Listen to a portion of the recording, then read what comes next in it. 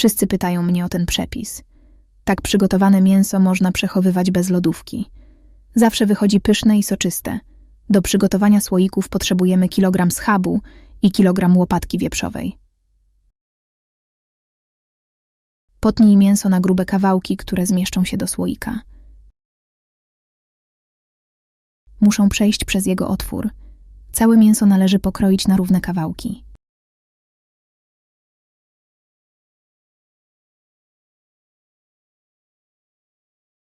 Następnie w dużej misce przygotowujemy marynatę. Wsypujemy 40 gramów soli. Na każdy kilogram mięsa powinniśmy dać 10 gram. Następnie dodajemy dużą łyżkę słodkiej czerwonej papryki, łyżkę płatków chili oraz łyżkę czarnego mielonego pieprzu. Całość mieszamy dokładnie. Bierzemy kawałek mięsa i dokładnie obtaczamy w marynacie. Każdy milimetr powinien być pokryty przyprawami. Powtarzamy czynność, aż całe mięso będzie zamarynowane. Słoiki, do których włożymy mięso, powinny być wyparzone. Na dno wrzucamy 2 pokrojone ząbki czosnku, 2 kulki ziela angielskiego oraz parę kuleczek czarnego pieprzu. Następnie wkładamy kawałki mięsa. Upychamy je ciasno, żeby wypełniły słoik. Na koniec wkładamy parę liści laurowych. Czynność powtarzamy, aż zapełnimy wszystkie słoiki. Na dnie dużego garnka układamy kuchenne ręczniki. Ustawiamy na nich słoiki z mięsem. Nie mogą one dotykać dna i ścianek garnka. Dolewamy wody. Powinna ona przykrywać słoik, aż do zwężenia. Następnie doprowadzamy do wrzenia i gotujemy przez 3 godziny. Po tym czasie mięso będzie ugotowane i zawekowane. Pojawi się naturalny sos, który sprawi, że kawałki będą soczyste. Tak przygotowane mięso świetnie sprawdzi się na kanapki, do sałatki lub jako zapasowy obiad. Wolne gotowanie sprawia, że rozpada się w ustach. Schab jest soczysty i pełen aromatu. Zawsze trzymam kilka słoików w piwnicy na czarną godzinę. Wystarczy odgrzać w piekarniku, żeby w 15 minut mieć obiad. Gotujesz mięso w słoikach? Podziel się swoim przepisem pod tym filmem. Tak przechowuję kurczaka bez lodówki, nawet przez 12 miesięcy. Nie zajmuje mi miejsca w zamrażarce i jest gotowy do spożycia. To gotowy pomysł na obiad. Do wykonania słoików potrzebuję 2 kg nóżek z kurczaka. Dokładnie je myję i oczyszczam. Następnie kładę na ręczniku papierowym i dokładnie osuszam. Przekładam mięso do dużej miski. Będę je teraz przyprawiać. Na początku wsypuję łyżkę soli. Następnie dodaję łyżkę czarnego pieprzu oraz łyżkę ulubionej przyprawy. Ja wybrałam słodką czerwoną paprykę. Dodaję łyżkę octu i całość mieszam. Dokładnie wcieram przyprawy w nóżki. Odkładam mięso na kilka minut. Przygotowuję parę główek cebuli. Kroję ją na krążki o grubości 1 cm. Myję pęczek pietruszki. Następnie siekam ją na drobno. Przygotowuję wyparzone słoiki o dużej pojemności. Na spodzie układam warstwę cebuli. Posypuję ją pietruszką. Biorę nóżkę z kurczaka i wkładam ją pionowo do słoika. Dokładam kolejne kawałki mięsa. Pomiędzy wkładam cebulę. Wkładam tyle nóżek, żeby słoik był ciasno wypełniony. Zakręcam go mocno. Czynność powtarzam z kolejnymi słoikami. Wypełniam wodą duży garnek. Na jego dnie układam 2 ręczniki kuchenne. Wkładam słoiki z kurczakiem i dolewam wodę. Słoiki w całości muszą być zanurzone w wodzie. Gotuję je na średnim ogniu przez 5 godzin. Po tym czasie słoiki są gotowe. Mięso gotowane w ten sposób wydziela własne soki. Takiego kurczaka wystarczy odgrzać w mikrofali lub patelni i obiad jest gotowy. Przechowuję świeże pomidory przez 2 lata, bez dodatku soli i octu. Nie kupuję już zimą pomidorów. Ten sposób pozwala mi na przechowywanie pomidorów bez lodówki. Letnie pomidory są o wiele smaczniejsze. Zamiast kupować zimowych pomidorów ze szklarni, przygotowuję zapasy z letnich okazów. Do przygotowania potrzebuję około 3 kg świeżych pomidorów. Dokładnie myję je pod bieżącą wodą. Następnie z każdego pomidora wyrywam zielone ogonki. Układam je na blaszce do pieczenia. Pomidory nie mogą leżeć na sobie. Układamy je obok siebie.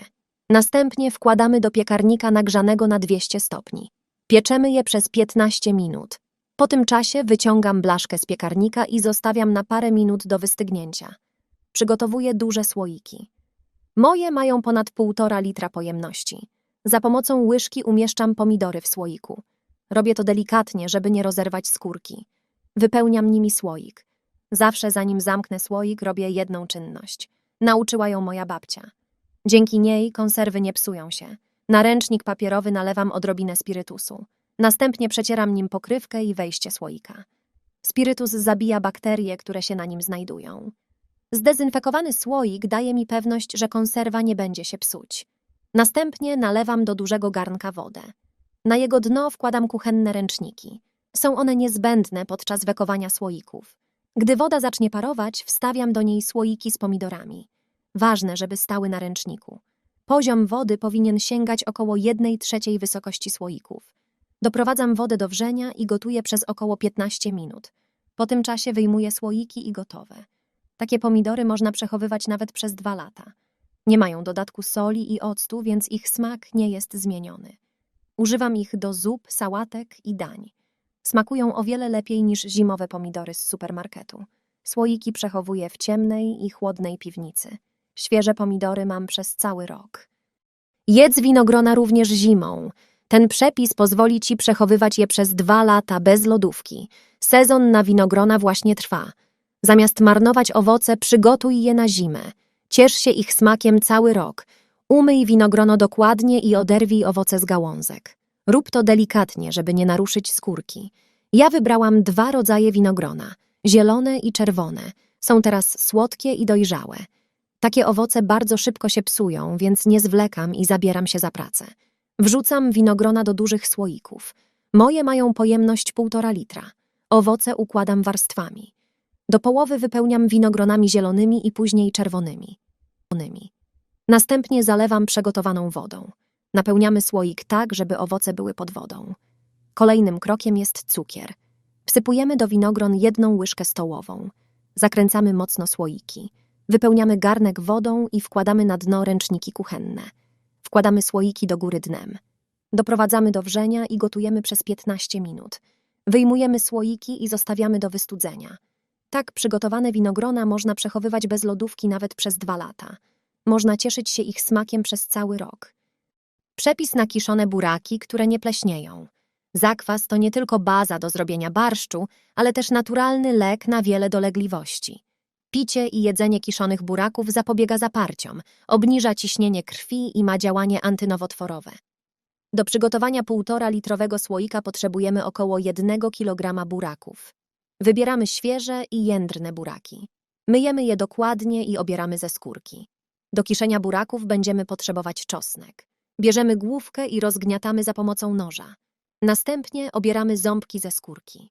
Wrzucamy je na dno dużego słoika. Wrzucamy na dno również 3 liście laurowe oraz parę kuleczek ziela angielskiego. Do kiszonych buraków dodajemy też chrzan. Wpływa on nie tylko na smak.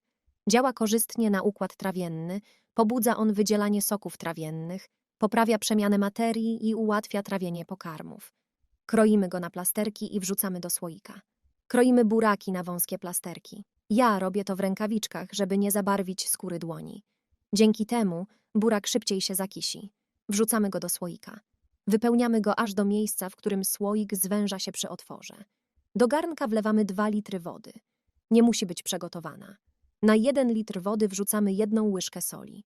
Polecam do kiszonek używać sól kamienną kłodawską do przetworów, która nie jest sztucznie jodowana. Zawiera swoje naturalne minerały i jod. Całość mieszam dokładnie, aż sól się rozpuści. Wlewamy wodę do słoika. Solanka powinna przykryć wszystkie buraki. Wąska szyjka słoika pomoże przytrzymać je na swoim miejscu. Dzięki temu nie wypłyną ponad powierzchnię. Tak przygotowane buraki przykrywamy i odstawiamy na 5 dni. Po tym czasie zakwas będzie gotowy. Kiszone buraki pomagają przy niedokrwistości, wspierają odporność, ułatwiają odbudowę flory bakteryjnej jelit oraz wspomagają pracę wątroby i nerek. Zakwas podawany w kieliszku smakuje o wiele lepiej. Nasze babcie stosowały go od lat.